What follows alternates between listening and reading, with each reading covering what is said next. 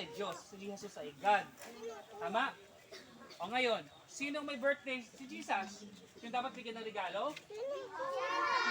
Jesus. Pero ngayon sa atin, tayo tumatanggap ng regalo. Okay? Pero lahat tayo tumatanggap ng regalo pag Pasko. Alam niyo ba may pinakamahalagang regalo na binigay ang Diyos para sa atin? Alam niyo yun? Diyan kuya mo nag-try. Mag-aaralan natin tayo. ang pinakamahalagang Naku, diyan ka pa regalo na dumaan. binigay sa atin ng Diyos. Kung maaari, tahimik lang. Kasi pagod kami talaga. Sa kami nagpunta. Kaya ngayon, gusto ko makinig mga bata. Ha? Pwede si Kuya Pastor kasi sa mga pakiramdam ko ilang araw kahapon saka ngayon. Ha? Gusto ko makinig ha? Para maunawaan ninyo. Kasi sayang yung punta namin kapag hindi kayo makikinig. Sabi dito, sa pasimula, ayan.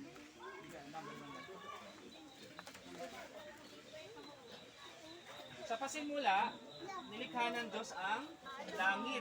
Ito yung langit noon. Alam niyo yung unang yung mundo, yung langit, kalawakan, wala siyang hugis, walang kulay, madilim, walang anyo. Pero ito yung langit, unang panahon. Ang sabi dito, ito naman ang karagatan. No? Nalikha ng Panginoon. Tingnan yung tubig, no? Grabe. Mas malaki ang tubig. At naroon ang nilikha ng Diyos na mga hayop. Ano nakita niyo mga hayop? Very good. Ha? Jellyfish nakita. Ano pa nakita niyo?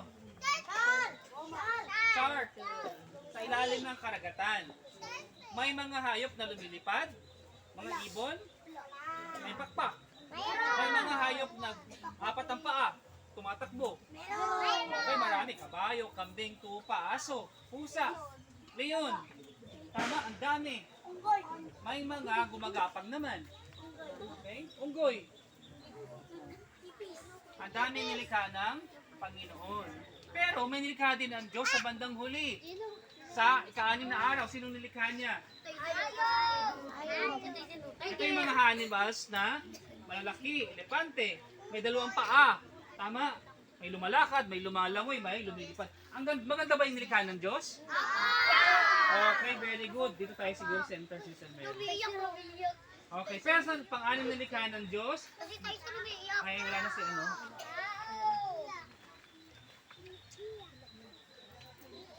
Pakita mo na lang. Wala ba dyan si Tagalog yata eh?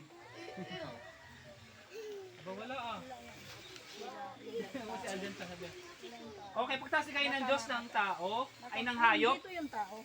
Hindi yan, iba yan, iba yan. Ay, ito na sila. Hindi natin nakita eh. Ito pala yung pinakahuling likha ng Diyos, ang mga tao. Ilan sila? 2 lang. Ang unang likha ng Diyos ay sino? Si Adan. Adan muna. At si Adan ang nagpangalan sa lahat ng hayop sa buong mundo.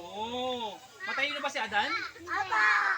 At nakita ng Diyos, walang nakitang partner kasama si Adan sa mga hayop.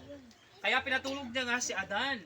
At sa pagtulog ni Adan, kinuha niya yung tadyang ni Adan at ginawa niyang babae. Nilikha ng Diyos si Eva. Ang nilikha ng Diyos, 2 lang nakasarian. Isang lalaki, isang babae. Wala nang iba. Okay? Handaan niyo yan ha. Wala yun, wala yun. Tama? Okay. Ang sabi dito, ang tao noon ay ganap at maayos ang ugnayan niya sa Panginoon. Okay. Maayos. Baba mo po lang. Maayos. Ang tagapangalaga ng halamanan ay si Adan at saka si Eva. Maayos. At saka walang gulo. Walang mga away-away. No, may kapayapaan. Sabi dito, yan, page 4 na, ang mga unang tao na likha ng Diyos ay sumuway sa Kanya. Alam mo, ang sabi ng Diyos kay Adan at kay Eva, pwede nyo kainin lahat ng mga bungang puno sa halaman ng Eden. Huwag lang yung nasa gitna. Ang puno nagbibigay ng bunga ng pagkaalam sa mabuti at masama. Sa sandaling kainin yung bunga na yun, kayo ay mamamatay. Pero dumating si Satanas. Kilala si Satanas? Siya ang ating kaaway. Siya ang demonyo, siya ang diablo. Nagtutukso sa atin para gumawa ng masasama. Sino tumutukso sa atin pag gumagawa ng masama? Si Satanas. Binubulungan niya tayo, Sander. Okay? At ang gusto niya, suwayin natin ang Diyos sa kanyang mga utos. At nangyari iyon. Nakinig si Eva at saka si Adan sa tukso na sinabi ni Satanas ng ahas. Kaya naman, ano nangyari? Sila ay nagkasala. Pinalaya sila ng Diyos sa laman ng Eden at kamatayan ang hatol sa kanila. Kaya naman, mula kay Eva at kay Adan, ang mga anak nila, si Cain si Abel, nagpaatayan. Pinatay ni Cain si Abel. So nakita nyo? Dahil sinuway nila ang Diyos. Ang resulta ng kasalanan ay pagkahiya at pagkalayo mula sa Diyos. Alam mo yung nagkasala si Eva at si Adan? Sabi kasi ng Diyos, pag kinain nila yung bunga, mamamatay sila eh. Kaya nung kumain sila ng bunga na yon at kinain niya si Adan ng bunga, nalaman nila na sila ay hubad! Nakahubad sila. Kasi dati, wala silang damit, nakahubad. Pero hindi sila sinisipon, hindi nila lagnat, hindi sila nilalamig. Tama? Pero nung sinuway nila ang Diyos, namulat sila sa kasalanan, sa mabutit masama. Kaya tago sila sa mga puno, halaman. Nagkuha sila ng mga dahon at kinatahi-tahi nila yon, ginawa nilang palda, ginawa nilang damit, at para nagtago sila sa puno. Isang araw, narinig nila yung yabag ng Panginoon. Ang sabi ng Diyos, nasaan ka, Adan? Nandito po kami nagtatago kasi kami po ay hubad. Sino nagsabi sa inyo na kayo ay hubad? Kinain niyo ba yung bungang pinagbabawal ko sa inyo? Ang sabi ni Adan, kasi po yung babae na binigay mo sa akin. Ang sabi naman ng babae, kasi po yung ahas, tinukso kami. Nilalang niya ako. Kaya pinarusahan ng Diyos ang ahas. Dati ang ahas ay nakatayo at may paa. Ngayon, pinagapang ng Diyos at kinakain niya ay alabok. At ang babae naman, dadagdagan ko ang iyong paghihirap sa iyong panganganak. At ang iyong obligasyon ay ang lagi mong nasain ang asawa mong lalaki. Ikaw naman lalaki, Adan, dahil sa iyong pagsuway, magbubungkal ka ng lupa, magpapawis ka at magpapagod bago ka makakain. Kasi dati, nung hindi pa sila sumusuway sa Diyos, Sander, umupitas lang sila ng bunga, ng bangga, ng apple, ng lansones, ng ubas, ng grapes, ng orange, mangga. Pero dahil sumuway sila sa Diyos, sinumpa ng Diyos ang lupa. Tumubo ang mga tinik. Okay? At ang ginawa ng Diyos, pinalaya sila sa halamanan ng Eden. Diyan makinig. Ito lang tumingin. At sabi dito, ay sapagkat ang lahat ay nagkasala. Walang matuwid sa atin sa paningin ng Diyos. Sa Romans 3:23.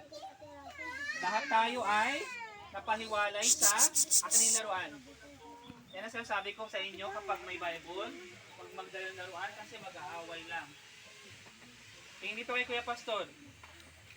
Kaya naman, si Eva at si Adan nakasalanan sila. At paparusahan sila ng Diyos, impyerno sila.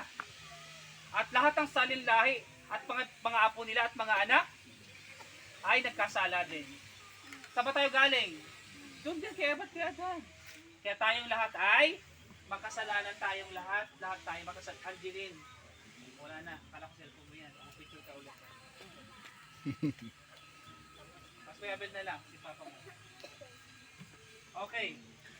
Sabi dito, kailangan natin ng tagapagligtas. Kasi alam nyo ba, lahat tayo, pinagbubuti sa magulang natin, Dylan, Derek, makinig, ay tayo ay makasalanan na.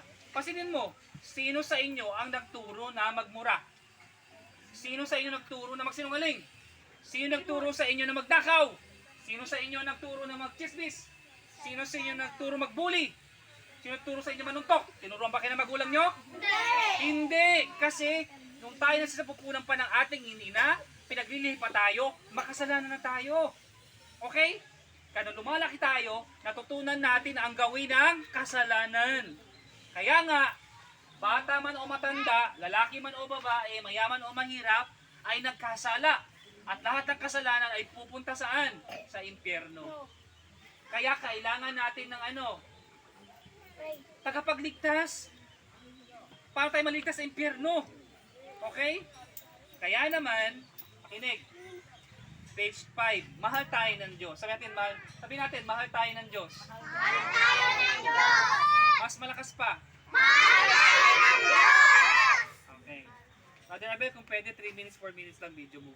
Okay po. Kasi pag mahaba na, hindi natin maano upload. Okay. Salamat. Okay.